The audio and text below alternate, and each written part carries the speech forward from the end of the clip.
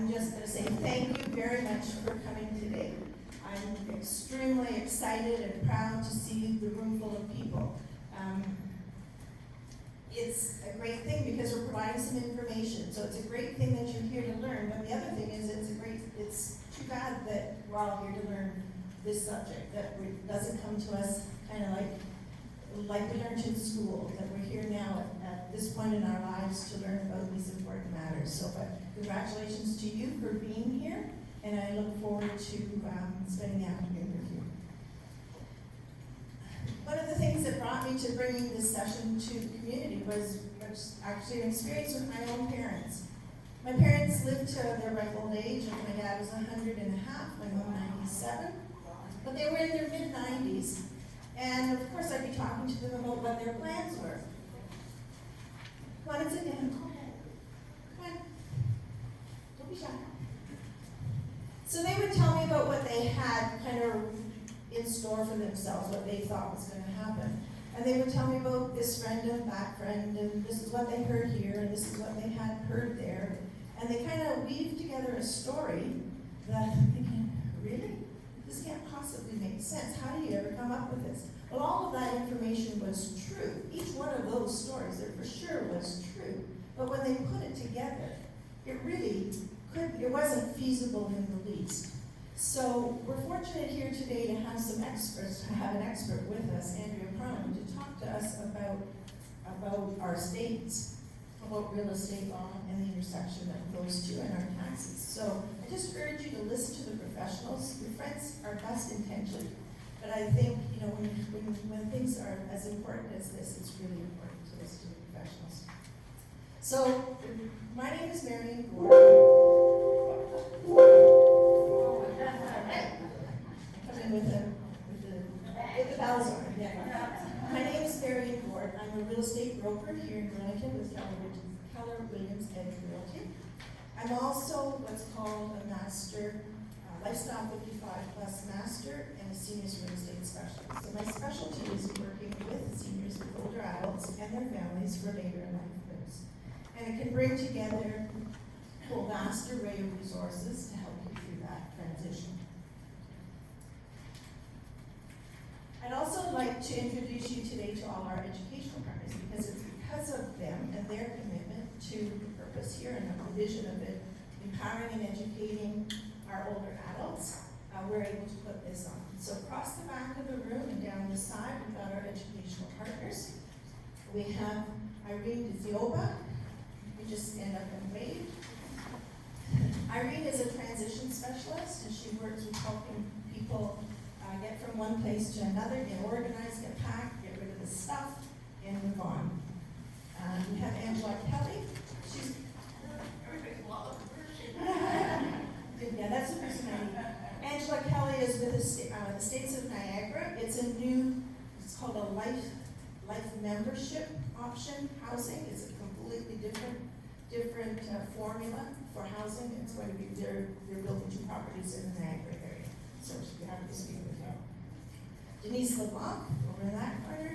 Arbor Memorials. Denise is also someone who don't really want to talk to you either. A cemetery, director of cemetery, and a pre-planning professional. Jerry Zia at the back is with Quality Care, a home care company, providing services to anyone who's needing, obviously, care in your home. Neela White, sorry we're missing Neela, but she's also one of our educational partners. She's in senior portfolio manager, certified professional consultant on aging, certified executive advisor, certified patient navigator, and she brings compassion into everything that she does. And then in the back corner, Sarah Sarks from Smith's Funeral Home in Burlington, again, somewhere where you probably all don't want to be talking to her, but at some point it's us to be making some plans and getting ahead of the curve here. Would also want to recognize a lot of my great friends, Ida Babusa and Lisa Bilodeau, who are friends of mine, and when I asked if they would just step in and help me out with the logistics, they just did it with both feet, so thanks very much.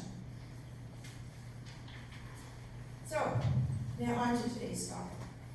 understanding how your will, real estate law, and taxes play out on death. So am I right in saying that most of us want to be in control and be in control of our lives and our destiny? Yeah, for sure. So, and as a real estate agent, I often go into people's homes and they've said to me, okay, we're going to do this, we're going to do that. And they've got it figured out. And one of the reasons is because they don't want to leave a mess, or they don't want to leave something for their children to have to sort out.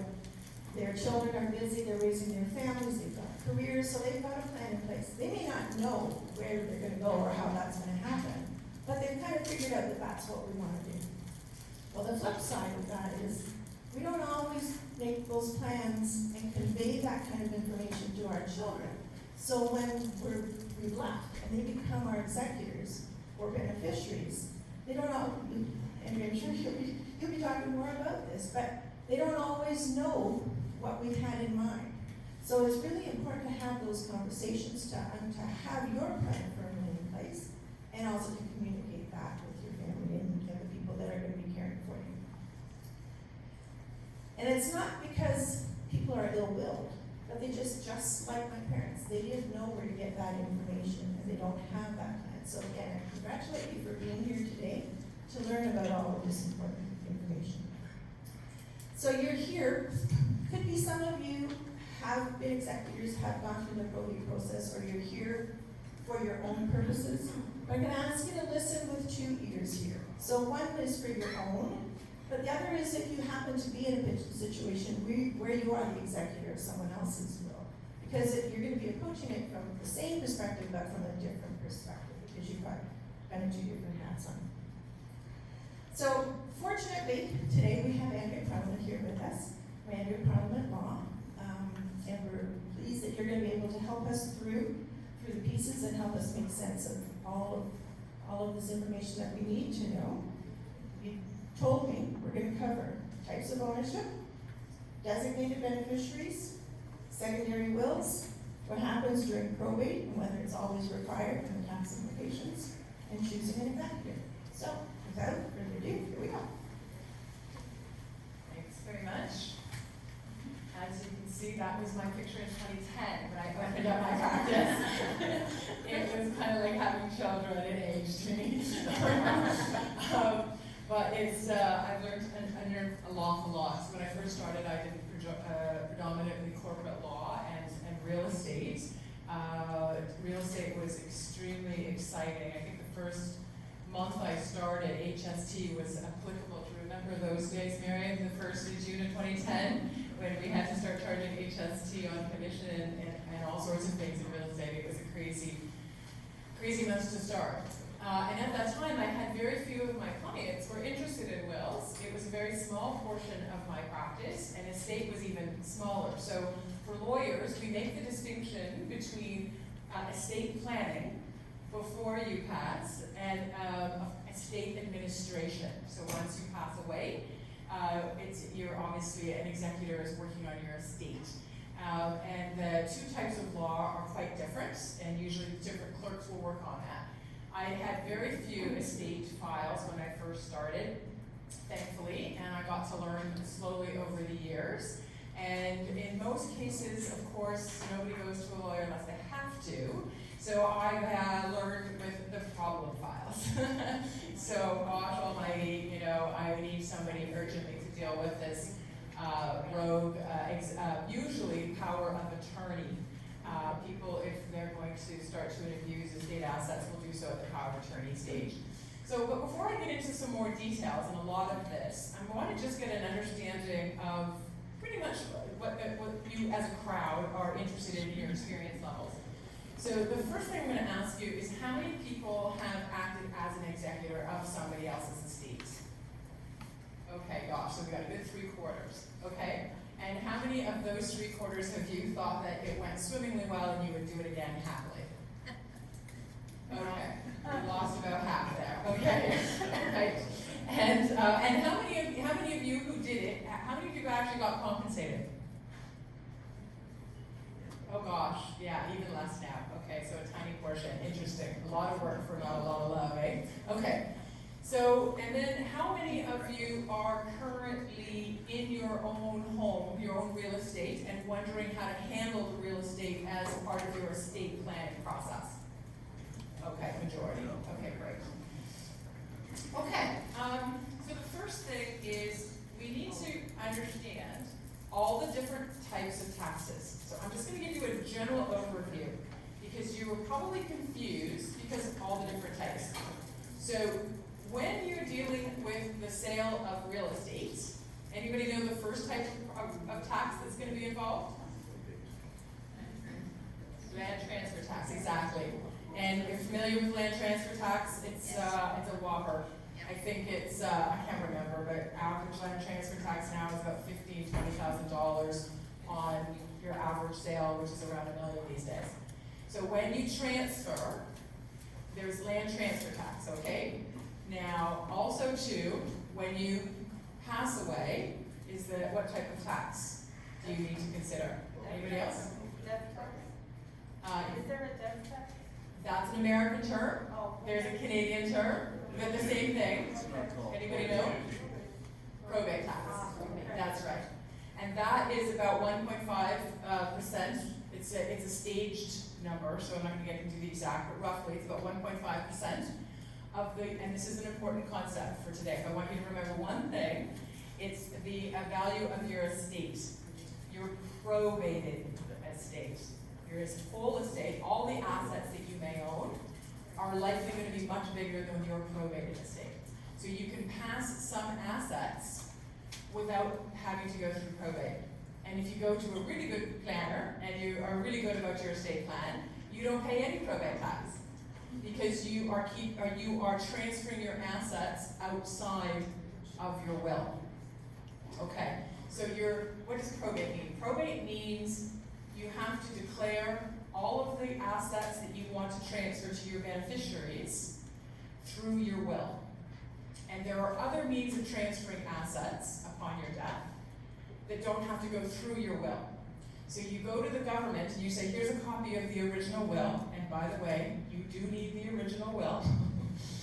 And you also need an affidavit of execution, so you want to make sure that you have those from your lawyer, or your lawyer has those prepared. Some lawyers, for some silly reason, don't prepare those until you come knocking for the original will. We always prepare ours at the same time, and what that is, it's an affidavit signed by the witnesses who watched you sign your will. And they say, yes, we too were here, and we watched this testator sign the will, and that must go with your application process to the court. If you do not have it, you have a choice. You can now apply for probate as an intestate. You can, you're dead. But your person who wants your assets will have to go to the court and now has to apply without a will because your will is not valid. Okay, and that's more expensive and takes longer time. What's that called again? It's called an affidavit of execution.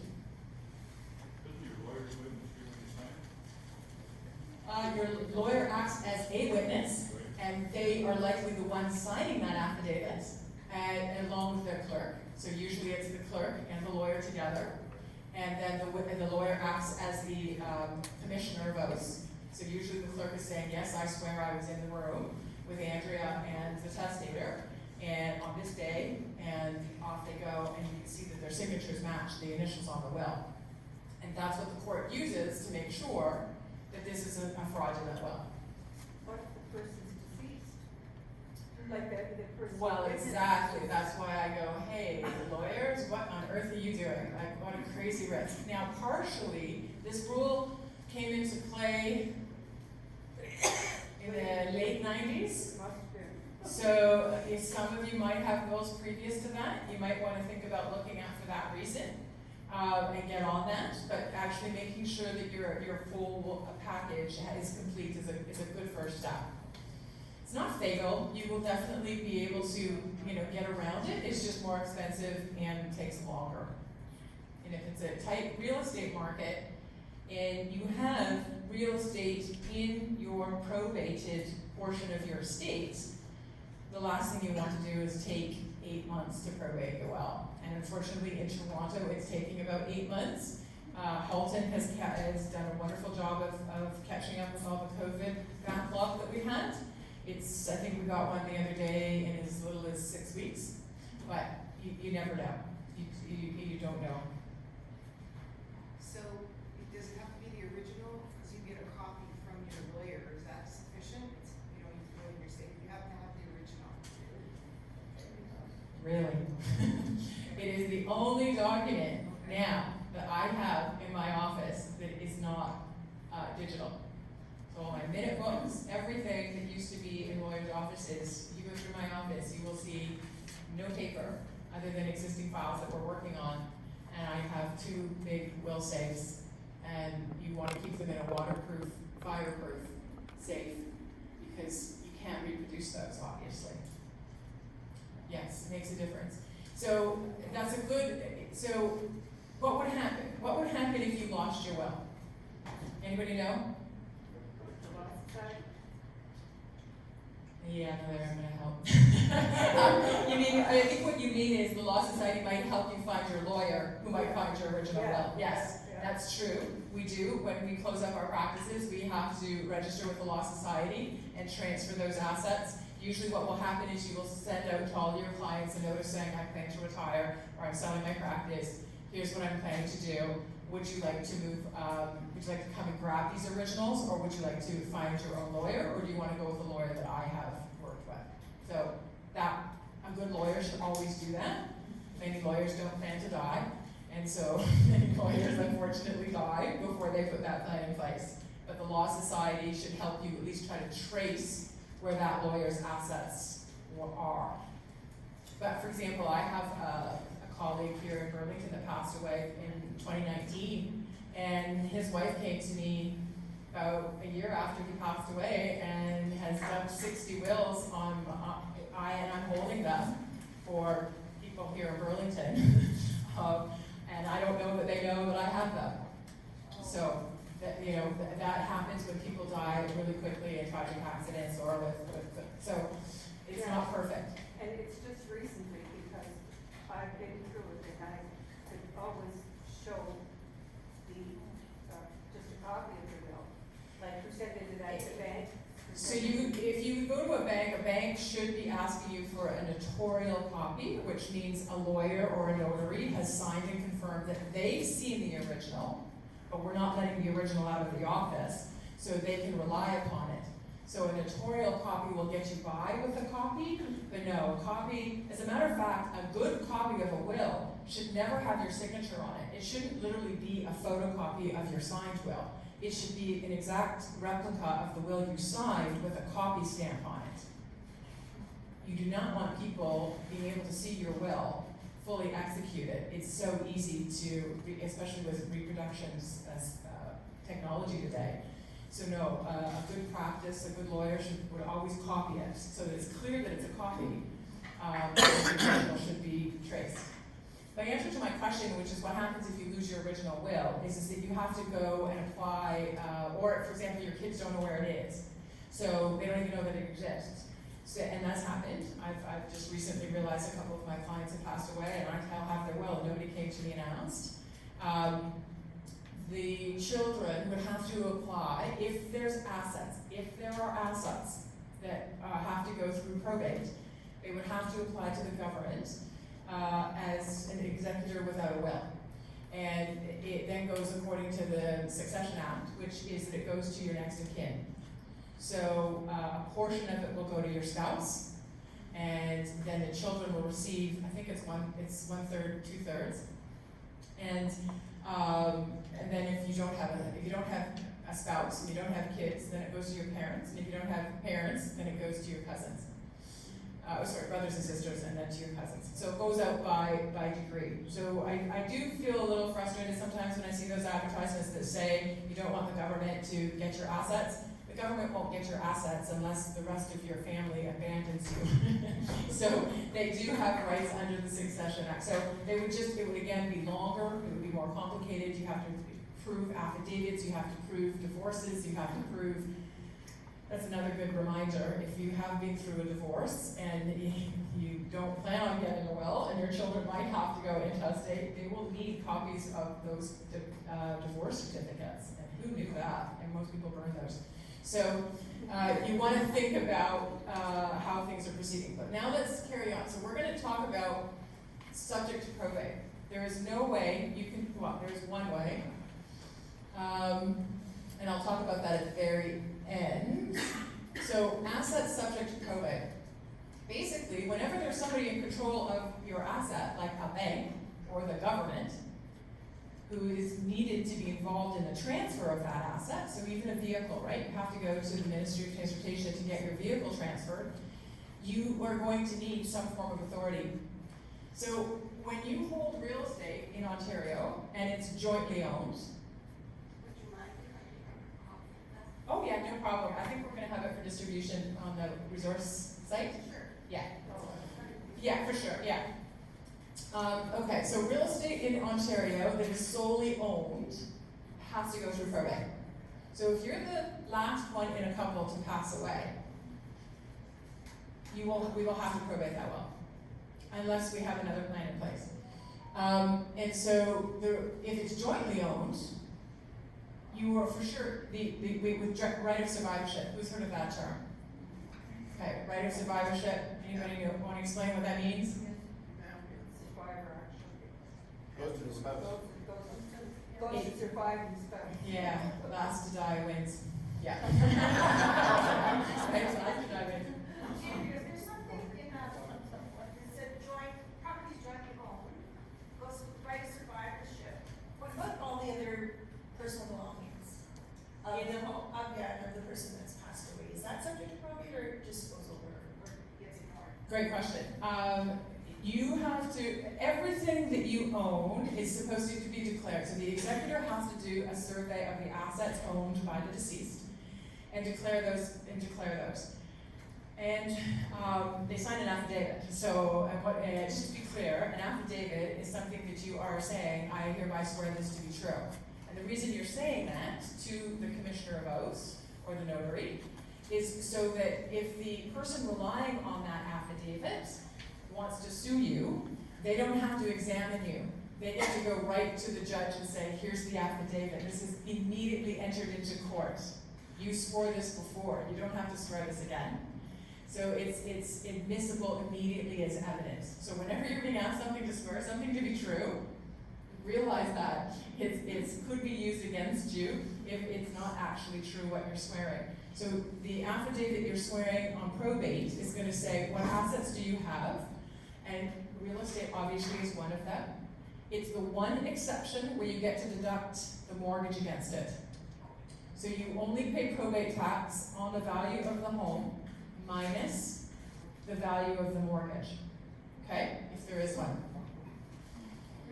Every other asset that might be, like if you had a boat and had a loan to buy the boat that you hadn't paid off, unfortunately you're going to be paying probate value on the full value of the boat. Okay. Well, line of credit attached to your property. Same Not thing. to the mortgage, Same thing. It's an encumbrance registered against your mortgage, you'll get the same benefit. so it counts as a mortgage. It does. If there's a balance on it, yeah. Yes? But all furniture that's probably under insurance. Yeah, the furniture, okay, that, I was getting around about to your question, I promise you, it's the same question. You also have to declare any individual assets that are greater than $1,000. So if it has no value, which your pots and pans very well may not, you don't have to declare that. Most people, jewelry, that's right, if it's valued greater than $1,000. Everything else you can just disperse as an asset with no value. You don't need to declare that. So paintings and antiques and all that stuff, you have to declare?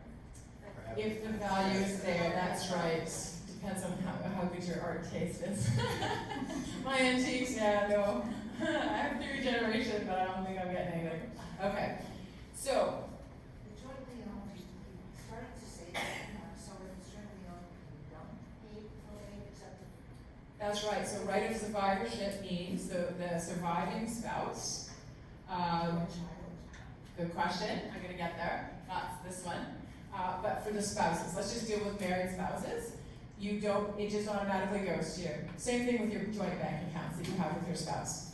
For the most part, the first one to pass, people make the appointment, they come in, we talk about it, but I'm really just reassuring them that we did their estate plan well and there's nothing to do. It's when the second one passes, and it's at that time where we may consider rearranging the affairs and deciding what to do with kids. So, your question, if you have a child on title with you, so you're by yourself and you say, okay, great, let's just pretend my child's my spouse, I want this to go by right of survivorship. Well, that happened for many, many, many, many, many years, and your parents probably took that approach when they managed their estates. But in 2006, the Ontario Court of Appeal, and ultimately the Supreme Court of Canada, said enough of that. And it wasn't because they were mad that you weren't paying your probate tax. They said enough of that because what was happening was parents were putting one of their children on title, and then that child was saying, look at the gift I got, and you didn't. I really don't like my sibling that much. And there was fights right before the Supreme Court constantly. What did the parent intend to do? Because when you put somebody on a bank account or your home with rights of survivorship, you're gifting it to them. Because they can take it. They can empty your bank account without anybody's permission. And you've basically decided you trust that child. Interesting word, trusts. You decided you trusted that child. Now, so I'm sure all of you understand and heard about what a legal trust is as an entity. Familiar with this at all? Yes. Okay. Way back when you had to give your assets to your eldest son, who sometimes was not the brightest boy, they started a concept in feudal times in England, which is all of our case law comes from England, where they said, you can create a trust. So you can have somebody own this asset. We're not, while the oldest son has the rights under laws of primogeniture, we don't really want him to have it because it's going to be lost in a gambling debt. So we're not going to give him title, so he can't actually trade this. He can't sell it, he can't encumber it, he can't charge it, nothing. And that's called a trust. Now, over the years, rules started to evolve about what created an actual trust. And that is the question. So when you add your child on to your property, are you creating a trust? Are you asking that child to hold your asset in trust for you? In other words, don't take it for yourself. Or your other children, which you're expecting him to share with on your passing. So a lot of people try to avoid probate tax, that 1.5%, and walked into the challenge of being unclear about whether or not they intended to gift that house to that child. And it's particularly rife, and I have probably at least 10 files right now in Burlington with people who have adult children who have helped them unbelievably through their challenging health issues or still live at home.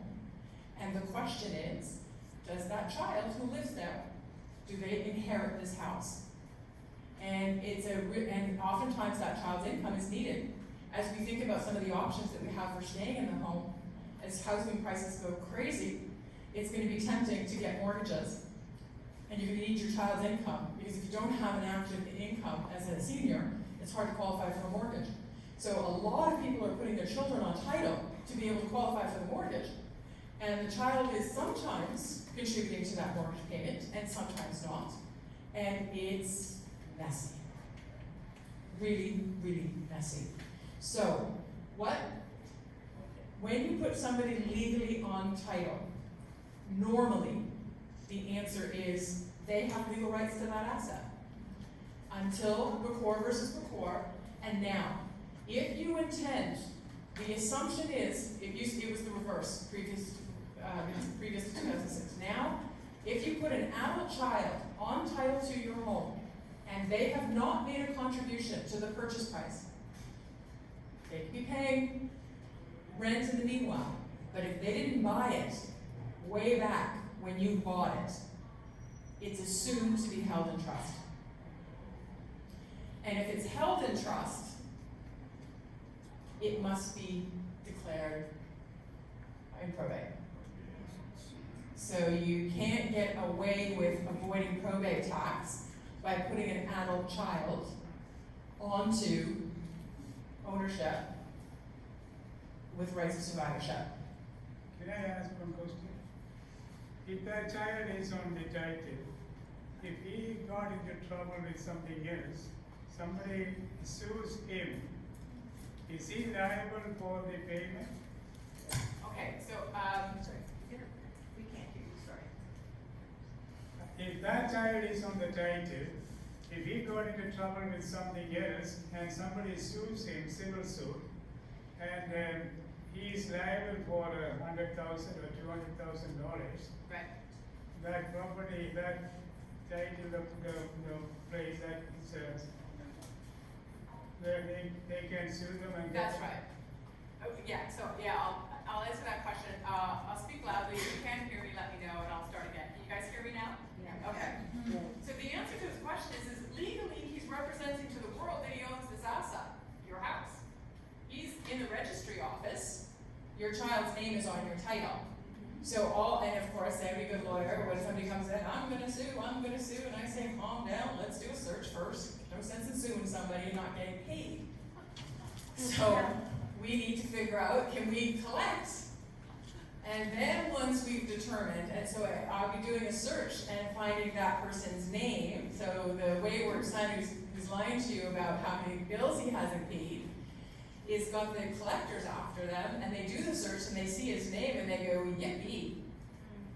Now, there's no way to put your son on title as a trust deed.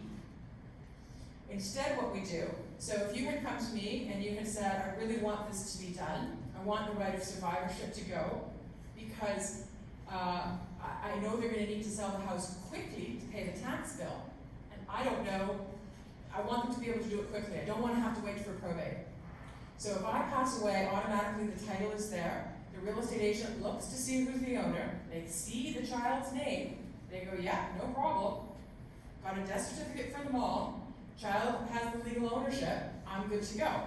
Right? That's how it happened, Marion? Exactly. So she's doing nothing wrong. She's going with what the registry says. Same with the lawyer who is looking to sue the son. And so they proceed. And they can win. And what I would be doing in the case of somebody who says, no, I just want to be able to get, I'm not doing it to avoid probate, because I would have explained to them, it's going to be in trust. I have what I call a bare trust agreement. So the bare trust agreement is a 3-page document that basically says, I'm putting my son on title for administration purposes only. I want him to, basically, he has to do what I say. He doesn't really own this. His name is just here, so that when I pass away, Marion doesn't have to wait for probate to sell the house. So it makes sense if you, especially if you anticipate a quickly declining real estate market and you want to get that house on the market ASAP. So for all sorts of reasons, it's not a bad idea. It's also private.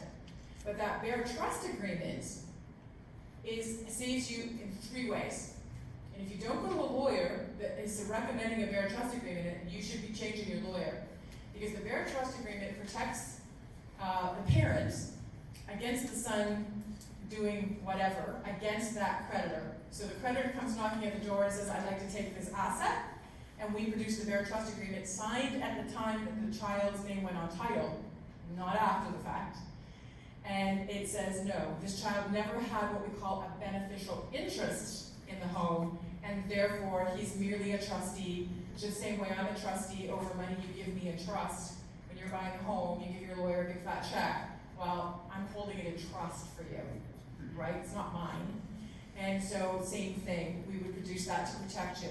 It also protects the parent, or that son, it protects the son against a capital gains.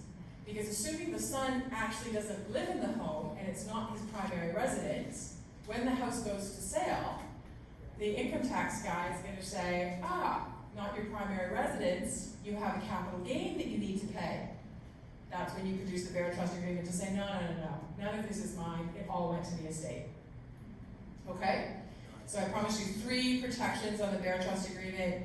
Oh yeah, of course it protects the beneficiaries of the estate. It proves that mom or dad did not intend the child to have it. Okay, so it just makes it abundantly clear what the intentions were. How is this different than power of attorney if you gave your son the power of attorney? Very important point. I cannot stress this enough. A power of Question, we couldn't hear it. Sure. How is any of this different from a power of attorney? A power of attorney is a document that says, when I'm alive and cannot make my decisions, either because I'm physically incapacitated, mentally, emotionally, cognitively, I am directing this person to make the decisions on my behalf. Everything that we've been talking about so far, you're done.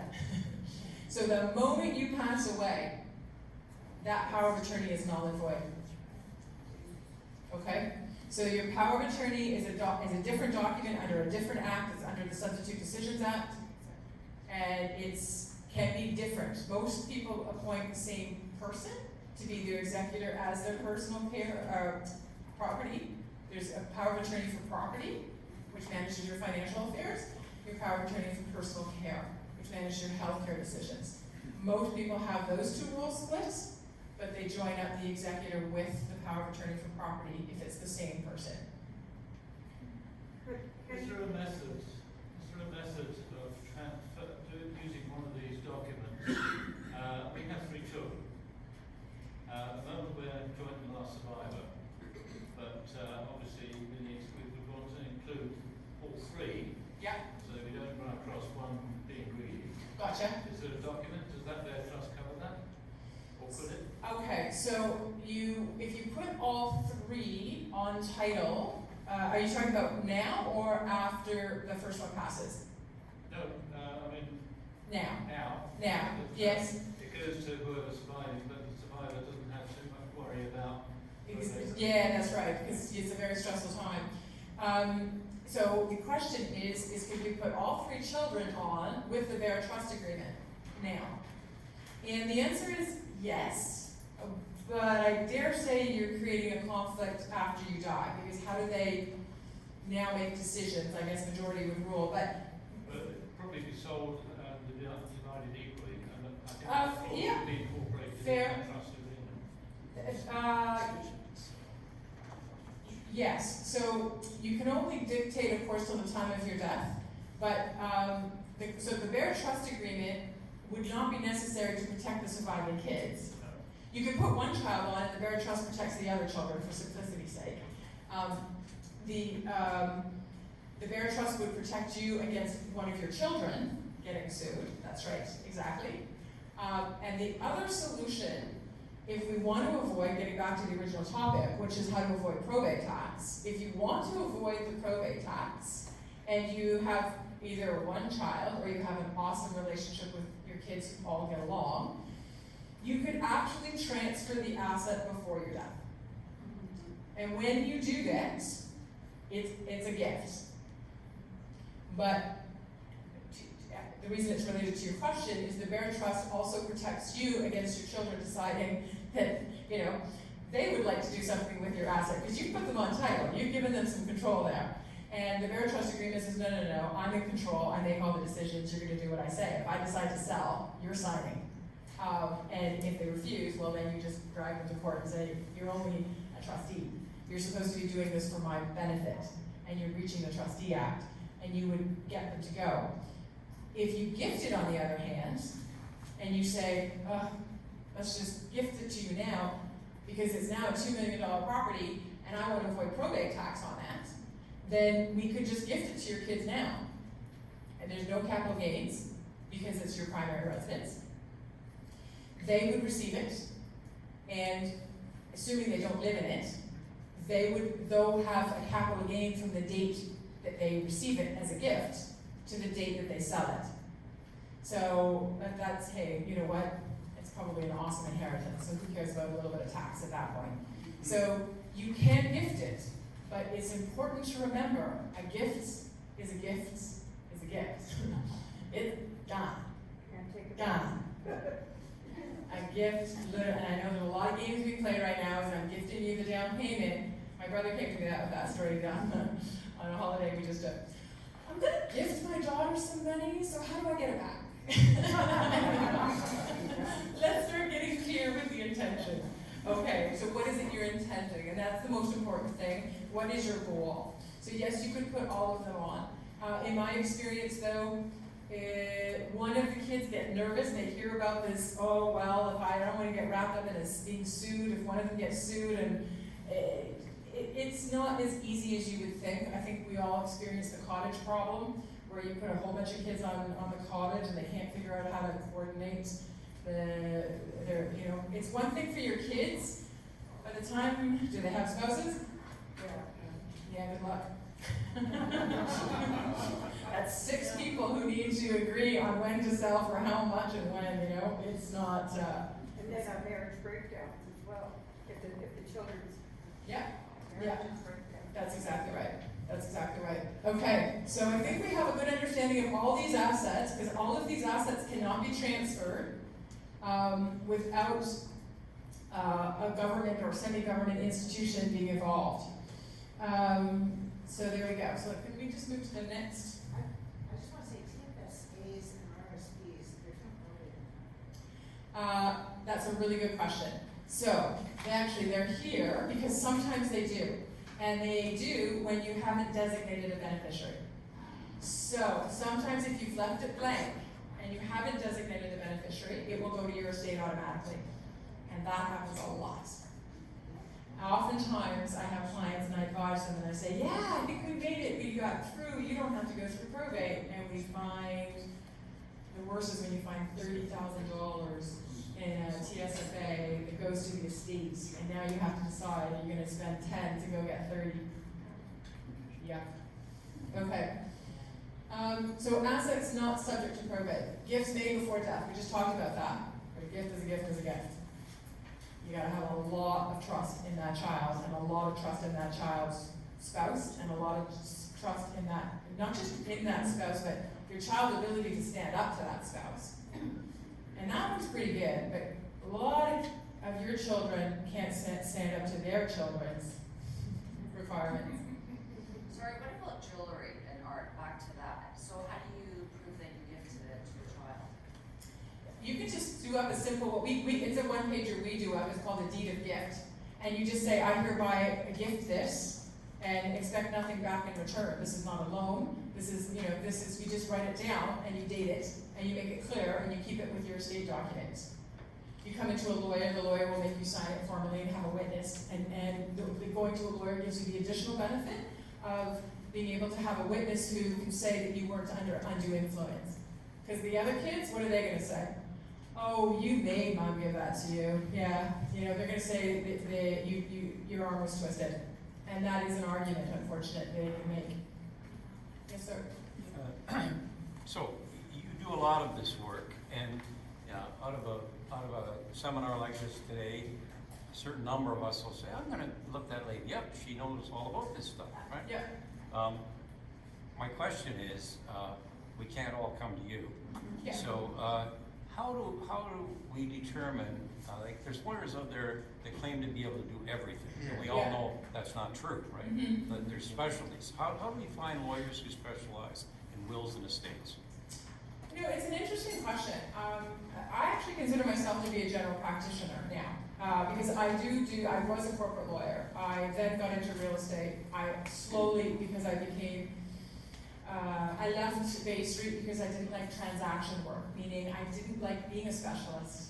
I missed being able to have meetings with people and solve people's problems. When you're a transaction lawyer, you're just an expert on preparing a slice of it. You work on a team. And so it's expensive.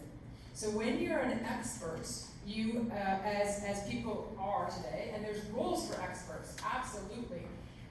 When you're dealing with huge transactions, corporate transactions worth hundreds and hundreds of millions, you want specialists on your file. But when you're dealing with much smaller, what I call residential work, You want somebody who actually understands real estate, family law. You cannot prepare a will without understanding the 4 types of taxes. You can't prepare a will without understanding how real estate works. You can, you just can't do it well. And you can't do it with implications, and as soon as somebody's situation deviates from to my wife and to my lovely children in equal shares per surpiece, which is, you know, the millionaire's family where nothing goes wrong, then you're in trouble because now you have to understand how do all those taxes interact with each other. If you have a corporation, we haven't gotten to that question yet, you need to understand how do you read those insurance documents. You need to be able to understand your TSFAs and all the different RFs, and so to be honest with you, I believe estate planners should be broadly based. I really do. I can tell you, I didn't do it early on because I didn't feel equipped to do it, and I wasn't. It was only after 13 years of being exposed to small little problems at a time. So I wouldn't dismiss out of hand a general practitioner. But would I say go to a general practitioner that's 2 years out of law school? No. Okay? There was a lot of Burlington lawyers, majority of Burlington lawyers, when I started practicing in 2010, were general practitioners, and they did just fine. The laws have gotten more complicated, that's true, and unfortunately your assets have gone through the roof. So when I started, I believe my competitors were offering wills at $125 because the receptionists were doing them. Because they were literally just to my wife and then to my kids in equal shares per surpiece. And there was no big deal to it. But nowadays, of course, because your houses are worth millions, not the $250,000 even in 2010, right? So it's a completely different story. You need more. I would say you're gonna have to, it's not a bad idea to have an interview with the lawyer, but you can, I would definitely ask what law school they went to. There's definitely differences at the law schools. I know that's a bit of a contentious issue, but I would say the Canadian law school, I would definitely say they have to have at least 10 years of practice. You want to ask how much of their practice. The problem with having one area of practice is that if the real estate market goes down, as it has, right, in the last 2 years, for sure the volume for not the prices, but the volume for real estate has gone down dramatically. As a lawyer, you're sitting there with all these real estate clerks, and you're out of business because you're too exposed. So most lawyers are going to have a few areas of practice. So a good question is maybe aiming for a lawyer who has at least 30% of their practice in estates. And you also learn a lot when you're administering those assets. So when you actually have to go to probate and you have to help the executors, I learned a lot going through that process. So asking how much of estate planning they have, for sure they should have real estate. They don't need corporate, they don't need family, unless you have a corporation. If you have a corporation, your estate lawyer should have an understanding of corporate law. Does that help? Yep. Okay. So, while we're on that topic of corporate or secondary wills, Ontario has this fantastic little thing that no other province has, and basically, if you have assets, so if you were a professional or had a business, and you still have money, if you think that you're going to pass away with money in a corporation, get a secondary will. It's an extra $600, and what it does is it protects that expensive jewelry that you were talking about, Irene, and art.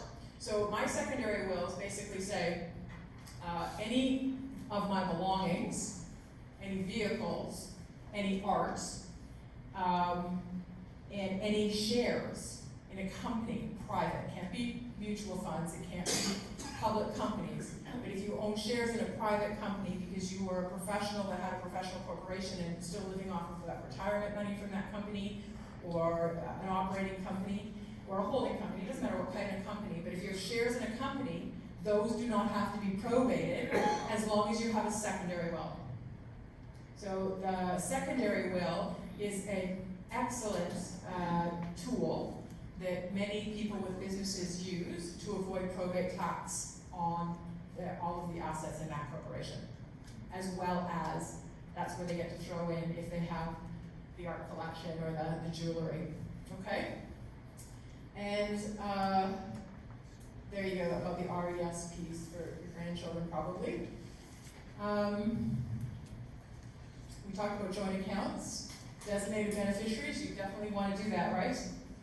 You want to put your designated beneficiaries to avoid probate. This is important though, if you think about it.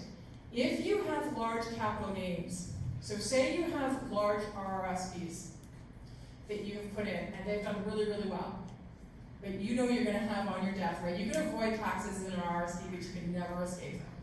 You will be paying tax on your death. And that capital gains tax, if you're doing great and good planning, is going to be large. So you could easily have, if you've gained like, $2 million in your assets over your lifetime, you can have 50% of that will be taxed at capital gains at whatever rate your estate's going to be at. So it can be a whopper of a tax. Your estate has to pay that income tax. You need to be careful though, because the very asset that caused the gain, your RRSPs, the designated beneficiaries get that money outside of probate. So your executor doesn't get that money. So if you have $500,000 in your RRSPs and you've designated to your children, but you are two of your children, not all of your beneficiaries, just some of your beneficiaries, and your executor is going to have a tax bill they can't pay. So your other assets and the residual beneficiaries who you think are getting the majority of your estate through your will be paying the tax on behalf of those who received it directly. Are you guys following me, or is that too complicated? Who did not follow that? Okay, I'll go over it again. So you're going to have an RSP you will invest in, like let's say you invest $1 million and it gains to $1.5 million by the time of your death. You've not paid any income tax. We love RSPs because they're tax-free. Same with your tax-free savings account. You're not paying tax. But once you pass away, the government says the free ride's over. Now that you've taken care of your spouse and now that you've passed away, I'm going to take my share of that capital gain. And so the $500,000 is going to be half of that, $250,000, because there's an exclusion rate of 50% on capital assets. So $250,000 is going to be taxed as income. So your estate, your executors, who may have your house, for example, because it has to be probated. You decided not to gift it to your kids. So it's going to be probated, and the tax money has to come from the sale of that house, or whatever assets are through your will. Because the actual RRSP has a designated beneficiary on it. You've given it to your cousin. Well, if you've given it to your cousin gets the whole money without the tax bill. There's no withholding. So you have to have an understanding of what your capital gain is. So there's another good example where you kind of need a lot of different type of expertise. So if the tax bill on the RRSP is, on the capital gain of it, is $100,000, that $100,000 is paid out of the probate. It's not paid by the person who received the benefit of it. Yeah, all they have to do is produce a death certificate and boom, they get that money. And meanwhile, the other parties. Yeah, and you need to be careful when you write your wills, because usually where you think you're being super generous is in your residue, right? I'm giving my watch, I'm giving my baseball cards, and I give the residue of my estate to my kids equally, or not equally, whatever. But that's where you're thinking you're being super generous. But the $100,000 you owe the government is part of the residue. Owing to the government will come out of the residue, that's exactly right. Okay, so you just need to make sure you're planning that and thinking about that as you draw down on your RSP over time. For TFSAs, Yeah. can you gift your amount of money in your TFSA, say you have 3 children, you divide it equally, you give it to them before you die? Yes. Is that taxed in any way? Like say you personally withdraw it and then you give it to your children? Your tax-free savings, I don't believe your tax-free savings is. So you don't have to pay tax? Or nobody has to pay tax? So gifts to it, gifts when you take it or not tax. Well, gifts aren't taxable, no, the act of gifting is not, but when you take it out, so you're gonna have to liquidate it, right? So you're gonna have to liquidate it, but tax-free, your RIF is, for sure, like your RSPs, when you take them out, you get taxed. I don't think you do, because you never got the tax deduction in the first place with the TSFA, right? You don't get the tax benefit in the year that you contribute, you just accumulate the income. So the income that you would have gained on your TSFA will probably be triggered. So say you $10,000 you put in, you didn't get a tax deduction in the year that you contributed $10,000 to your TSFA, but you gained, say, $100 in interest. You would probably have to pay income on your interest that you gained, but not on the actual $10,000. You don't even have to? No. Okay. It's always tax-free. Always tax-free. Yeah. There's no way of gauging what the interest would be. Because you could have all different kinds of instruments inside your TSFA. It's just a maximum how much you can contribute. Gotcha. Okay, so the answer is no. Not an accountant. Currently, I believe half my children as a beneficiary. Currently you say you have, My children as a beneficiary on both the RIF and the tax. and that's why I'm wondering if what you're saying is true, because what's the benefit of having a designated beneficiary if there's no taxes owing on it?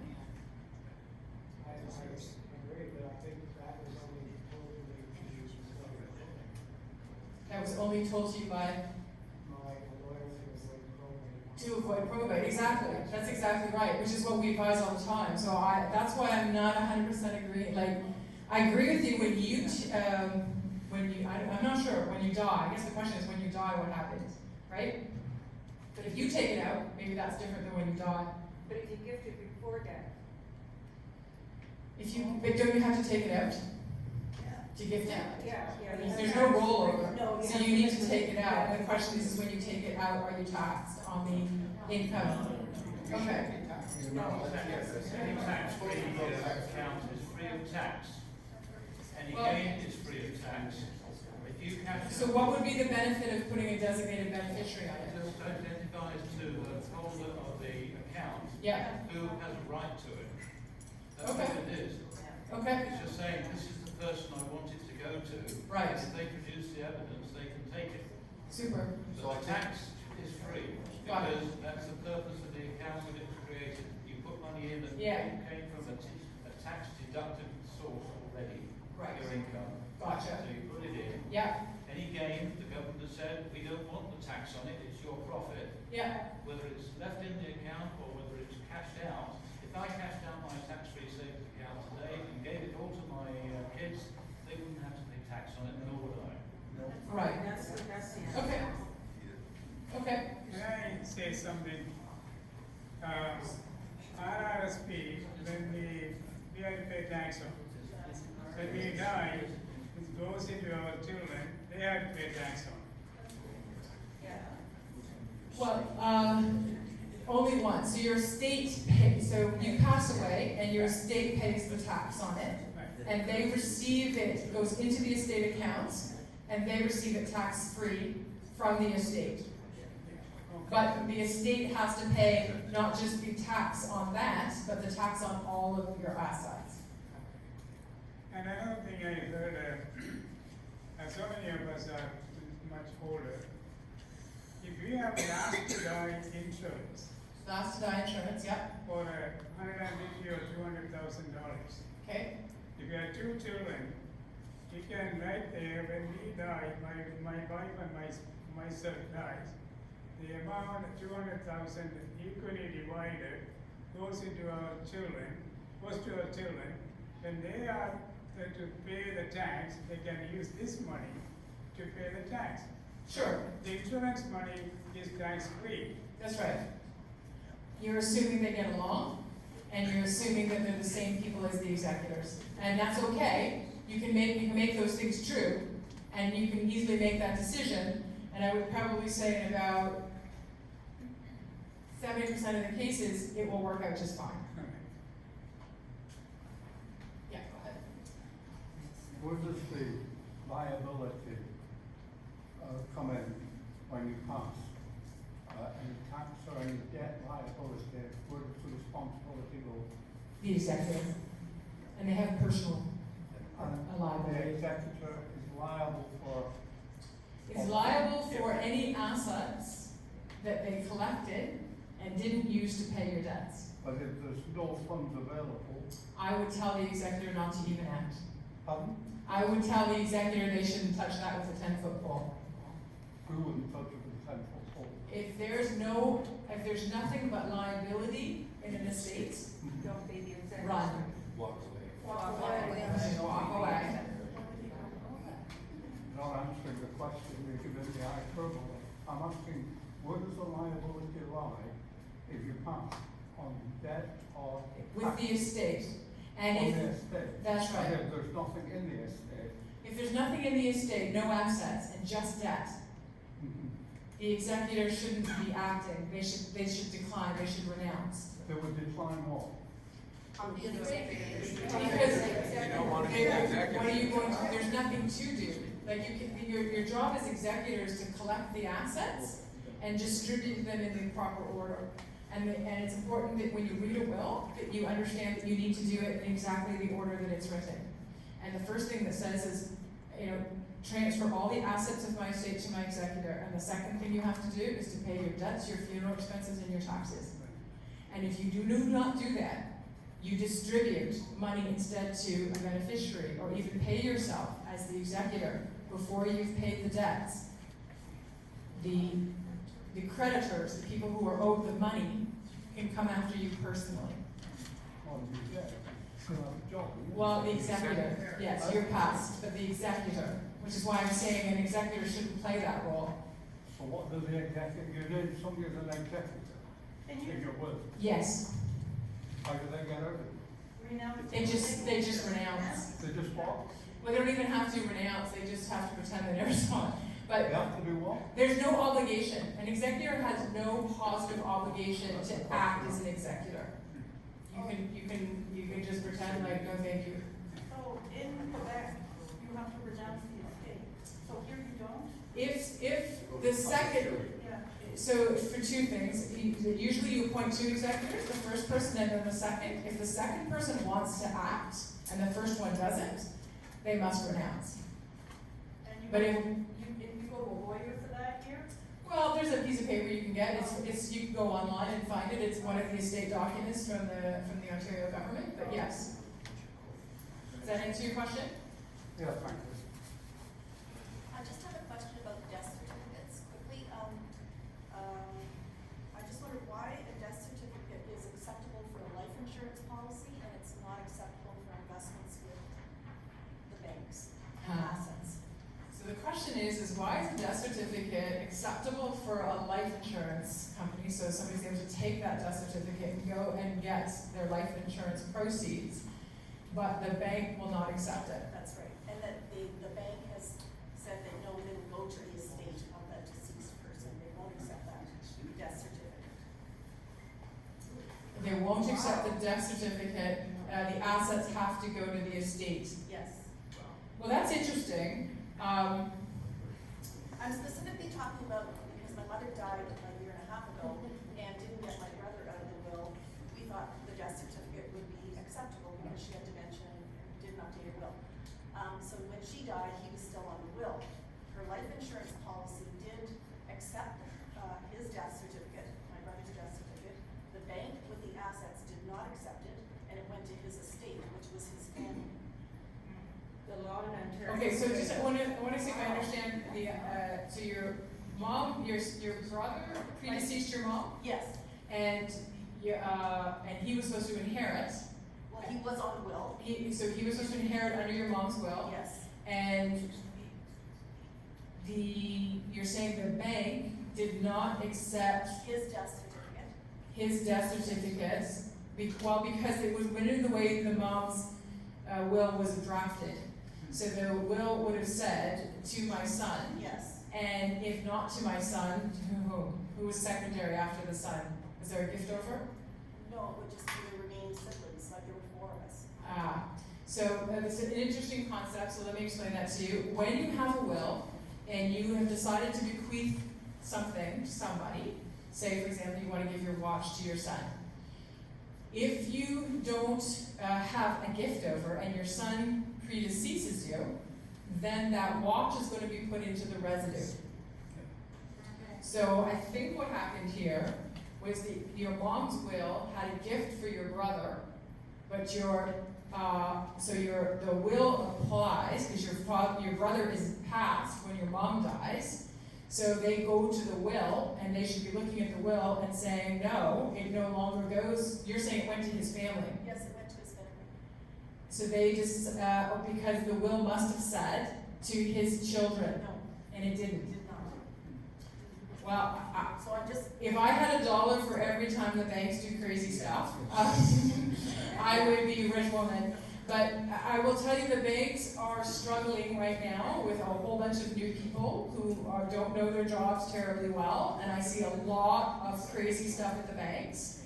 I, for example, have a terrible story where we had to go get, we had a son, and this is terrible. He goes to a lawyer, his father has Alzheimer's, and I'm talking 7D, I think there's a scale, right, to 7, and he's the 7, and has been the 7 since 2018. He's on the max dosage, it's 86. This son goes to a lawyer, and this is an example of a lawyer you shouldn't go to, goes to a lawyer and says, my dad liked to change his power of attorney and his will. Oh, and by the way, it's to me. And does so. Oh, but Dad's not mobile, so is it possible you could just tell me how to get this executed? So he takes his 2 employees from his business to Dad with the will, drafted with the lawyers, everything on it, making it look official, gets it signed, goes to the bank, 1 day later, gets all of the assets out of the bank, gets all of the pension money shifted to a new bank, takes the father, puts him in a home not designed for people with Alzheimer's, in Hamilton, on Main Street, for $125 a day. yeah. $125 a day. I immediately, this happens in November, call the lawyer up. The lawyer says, sorry, I just charged him for drafting the will. I didn't see him execute it. I have no idea if he had capacity or not. Okay. Are you representing him now? Oh, no, I'm not representing him now. Okay, well, we're going before the judge to get this overturned. Quickly, on an urgent basis. Well, urgent in court meant we finally got a hearing date in mid-January. We get there, of course he has no lawyer, and he tells a sad story, and we end up getting the order from the judge, but only on an interim basis. Because for a capacity assessment, when there's a dispute, a capacity assessment has to be done. And they're not cheap and they're not fast. So we get this interim order, and do you know how many days? She has still, we got that on the 14th of January. She still has not gotten this was TD. So TD was the one who turned it around on a fraudulent, and it wasn't even signed right, so it wasn't properly dated, did everything. Turns it around and now says to us, we don't know if that's an official court order. 90 days, they say, to even get the appointment. So the banks are just unbelievable. And same thing now to get the pension reversed. We got the same problem. So the banks are struggling. Like they're so wishy-washy. On one day they're accepting an 86-year-old, how do you not notice that an 86, you just shouldn't be accepting that at face value. You should be doing some due diligence. And then when you're faced with a stamped and sealed court order, you're challenging it. So I don't have an answer for the banks and their behavior. Usually I've gotten contacts at each of the legal counsel at each of the banks so that I can go right to the people who should be able to make those decisions a little faster. But I can tell you they are seriously backlogged. Seriously backlogged. So I don't know if it was a mistake Yeah, we or didn't without reading the do will. anything about it because my brother was the executor, so he just took care of that, and that's what he told us. So Right. it's fine, we just didn't wanna. The good news is that even though the banks are not that organized, like I said, 70% of families are lovely and are working it out and just figure it out. And we do make that advice all the time, which is let's just do the expedient and the appropriate thing here. Let's keep the family together, which is what parents usually want, so. Okay. Do we have any other questions? I thought there was a limit on probate, is there not? Oh, you mean a maximum amount that you can pay? I've never reached it. I don't think so though. No, I don't think there is, not that I've seen. Is there a minimum that, Yes, there is, I think, something sad, like 50,000. How much for 1%? That's a good question. So in executive compensation, it's a fascinating topic. The question is, do you allow your executor to take compensation? You can say in your will, no, you're not allowed to, because I gave you part of the residue, or I expected you to do this, or whatever. So you can say actively no, and in which case they cannot take any compensation. But you must say no in that will. If you leave nothing in that will, if you say nothing about compensation, they're allowed to take it if they wish. They can make the argument for it. And then of course you can expressly authorize them, or tell them, or instruct them, please take it. The executor role, ironically, is what everybody worries about, but honestly, it's nowhere near as difficult a role as your powers of attorney.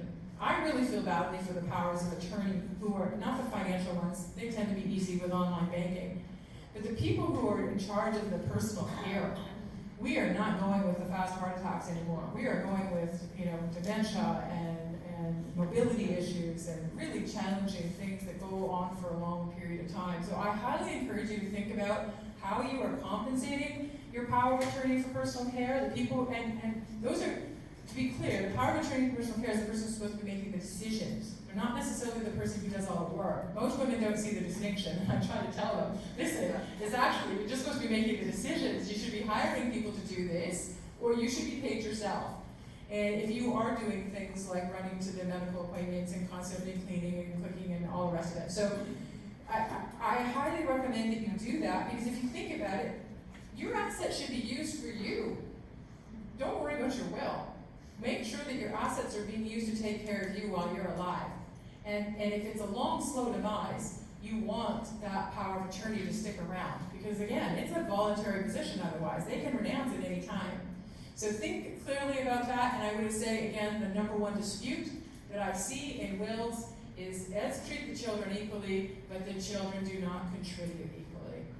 And the kids are expecting some sort of an acknowledgement that they either over-contributed or didn't cause the problems or whatever it is. But think about how your kids are supporting you and what's involved with that. It's well worth it, and I would say that would avoid so much of the conflicts that I see. can an executor be a beneficiary? Yes, and often are. And as a matter of fact, I often would recommend that it be the same person because they're self-interested. Yeah, they just can't be a witness. What is the tax implications on gifting? There is no tax implications on gifting except for like if you have an asset, if you're gifting an asset with a capital gain like a cottage. No, let's say you're gifting cash. No problem. No consequence. No. The only time that there's a consequence is if you're selling an asset that has a capital appreciation, except for TSFA. I have a story that maybe you can come in on. So there's a colleague at work. She, her first husband passed away, but she still has a relationship with his family. One of the brother-in-laws died suddenly, unexpectedly. The two remaining siblings, which are brothers, live in the States. And so this man died, the man died without a will. Yes. The two brothers in the States recused themselves, or they said, no, thank you. Renounced. And so now this colleague of mine, because she's an ex-daughter-in-law, I guess, Right. she took on the role of being the estate trustee. So it's gone to court, well, it's gone for an application to have that process. They're still waiting. This is months and months and months and months. Yeah. Only to find out that the gentleman that passed away was the executor of his father's estate. Right. So, and then there was no money anywhere to be found because, so she's maintaining the property, looking after all of this stuff. Yeah. Can't sell the house, can't do anything, Right. and waiting for the court Exactly. to issue. So there's, Yeah. It is a nightmare, and remember we talked earlier about why you would go through the bare trust, even though you're not gonna save probate on it, core versus core isn't gonna allow you to avoid probate tax. If you put your children on jointly, I still do it for exactly that reason. If somebody is on it, you still have to declare the probate tax, but you can sell it right away. You can sell that property right away. That person who's still on title, he or she is acting as trustee for the estate. So you don't have this horrible situation as you watching the market go down, waiting for the court to come up with it. Now, in situations like that, I have one last, if we just push it one more, I think I have a first dealings exemption. Has anybody ever heard of that? Just, okay, Sarah has. What's your experience with it? So if your house, if you're an original owner of your house in like the 60s and it's never been sold, you are exempt from probate. Right. So it's, yeah, of course with some clarification. So first thing, it's called a first dealings exemption. This was just an example of how we were saving probate tax with a secondary will, which is what we call those corporate wills. So for example, if there was, $1 million in the primary estate and $500,000 in your corporate, you're going to save a total of $7,750 by having a $700 secondary will. So it makes sense, obviously, that you would create a secondary will if you have that. That's just that slide. Now, first dealings exemption. So the history of the land title system. We're currently in the land title system, which instead of the registry system. The registry system was transitioned through the 1980s and 90s. And and they basically said one of the key differences between those two systems was that you never had to pay probate tax on your house, but they changed that rule. So they said, well, listen, we're going to give an exemption for the first time you sell your house since it was in the registry system. Then the first time you transfer that property in the land title system, you will have a one-time exemption from the probate tax. The qualification is no other assets needing probate. So you had to, then they lost you. So the first thing to remember is each one of your homes, for sure, if you purchased your home prior to 1980, you probably qualify for this. So you're a good candidate to get to a good estate planner to figure out how to get the rest of your assets not requiring probate, because you will not require probate on your home. Doesn't make a difference. There's no difference between it being your primary residence and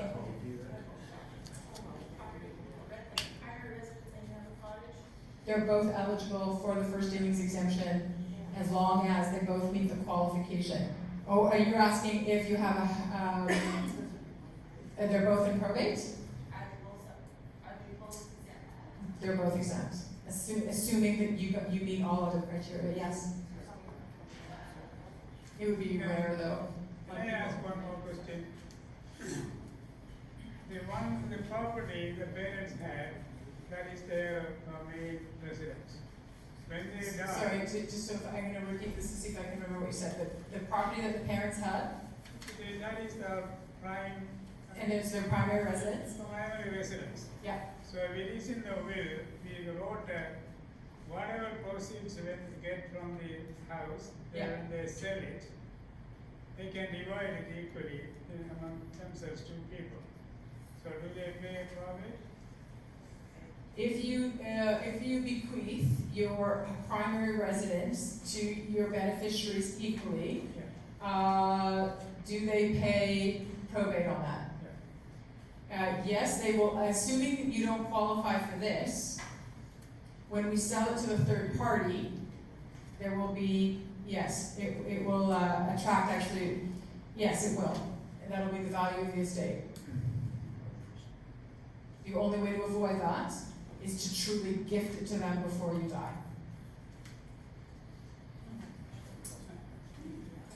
Yeah. So, we're talking about to our children or whatever, but suppose we make the beneficiary a charitable organization, does it change? Does the amount of the probate tax change? No. There is no, it's your income tax, it's affected by charitable donations. So you can reduce your income tax of the estate when you bequeath to a charity, but not the probate tax. No. What were the 4 kinds of taxes? Probate, land transfer tax, income tax, income tax, a subcategory of which is capital gains, that's right, and HST, so yeah, HST.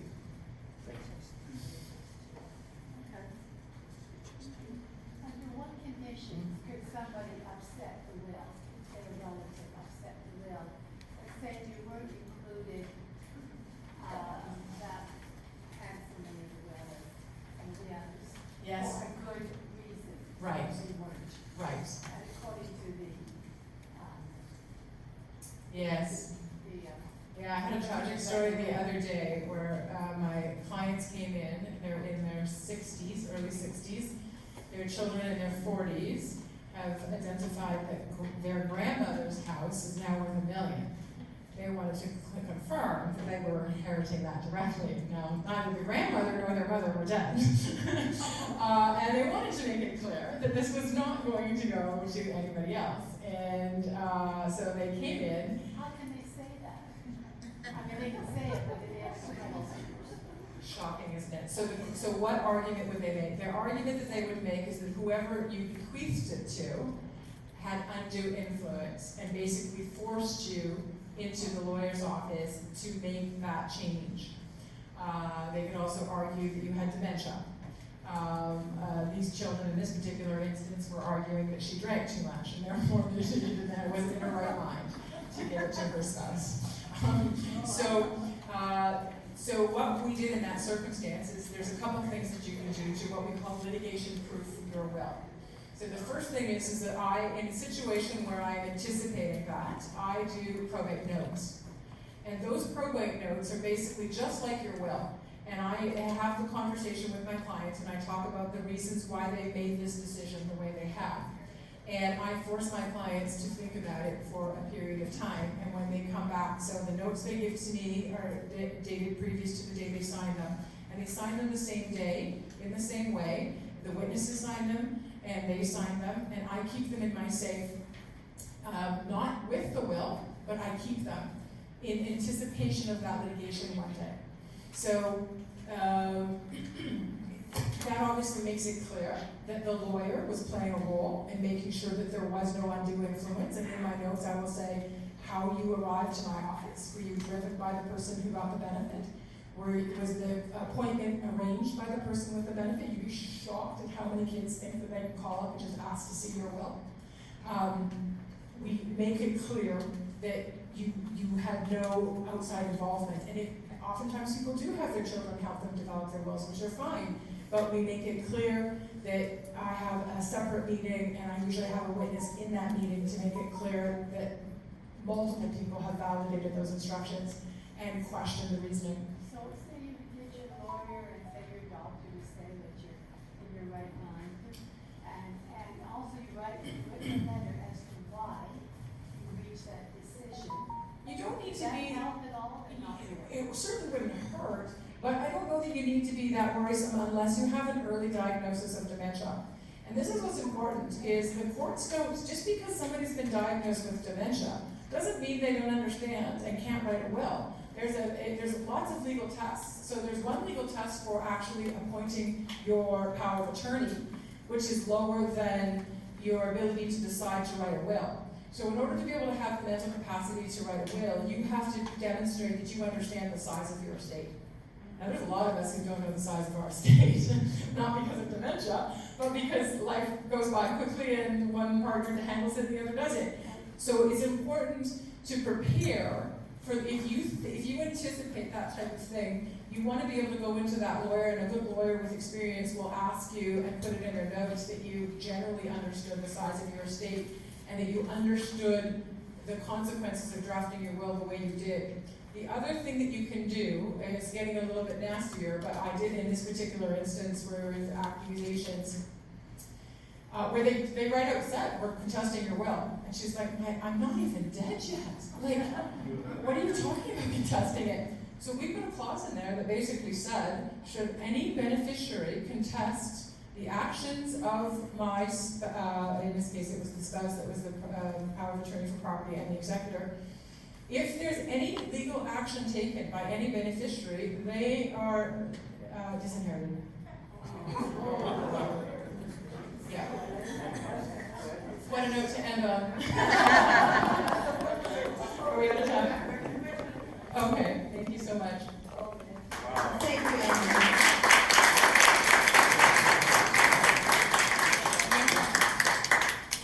So I just thank you so very much. We could be here all day. I'm sure there's endless questions for you and stories that we could share. I hope you've all come away with some valuable information. Yes, thank you to Andrea.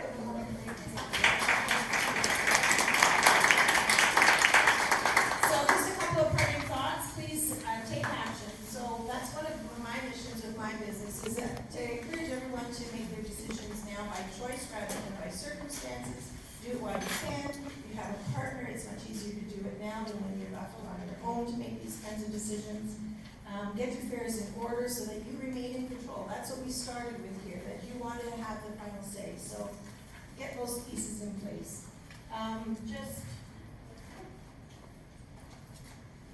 Again, wants to thank our educational partners who are here today. So none of us are here to sell you anything, but we really want you to know that we are caring, compassionate individuals and companies who have seniors and older adults in our best interest. So if you're looking for a service provider, please do call on them because you'll be in good hands. Also, if you like what you heard today, I've got a couple of posters. If you have any place that you can go and take them and post them, so for future sessions, we can continue to draw a crowd and become much more empowered and educated.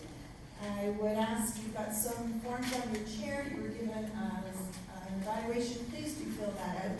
These sessions are for you. So we are more than happy to provide topics that are meaningful and valuable to you. There's no point in us coming and giving out all kinds of information and you don't really care about it. So give us some feedback, we really appreciate that. RSVP for our next session, which is on July the 13th. Sorry? It's whatever, I got the wrong date. It's a Wednesday, whatever the Wednesday is, sorry, second Wednesday. That's me, I did that, I made a mistake. The topic is their silent worry. So it's about planning financially for aging and understanding where you may need to make some adjustments now. Actually, I read an interesting post on Facebook the other day where it was people are using their kids' money to be able to live out their lives because their money, our money isn't going to stand us because we're living longer. So this will be an interesting conversation. Neela White will be here to do that. And once again, thank you so very much for coming. I hope you have a good afternoon and drive safe.